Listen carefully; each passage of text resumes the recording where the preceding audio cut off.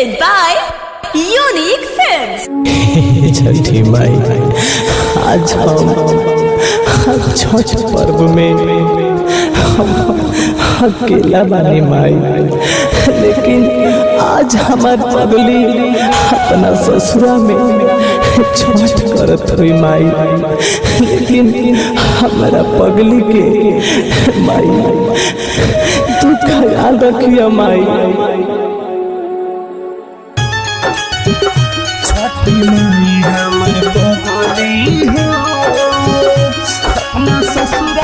Music by Gaurav Roshan।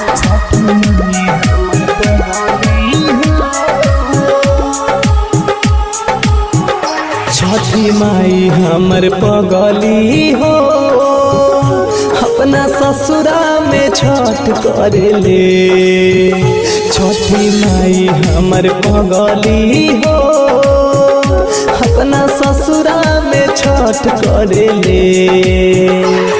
ओकरा पे तनी ध्यान रखिहा, उ तो तोहरे बरत पड़ेले। ओकरा पे तनी ध्यान रखिहा, उ तो तोहरे बरत पड़ेले।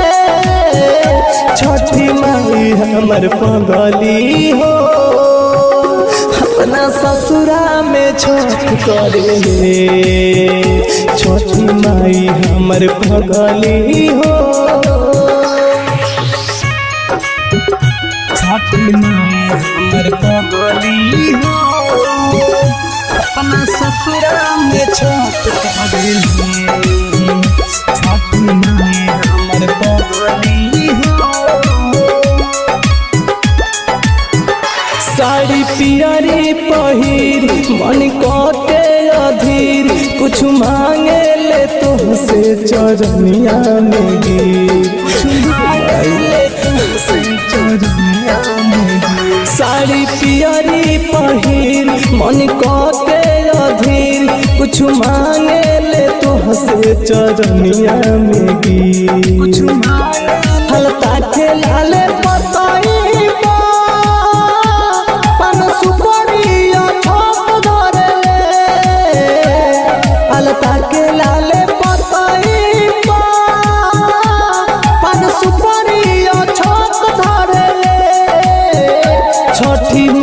हमर पगली हो, अपना ससुरा में छठ करेले।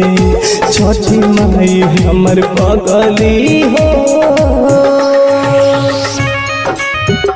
छठी माई हमर पगली हो, अपना ससुरा में छठ करेले। छठी माई हमर पगली हो, आज दिया पावा होके दूसरा के खान, अब तो भइल अकेला मेरा तुझे पड़ेगा।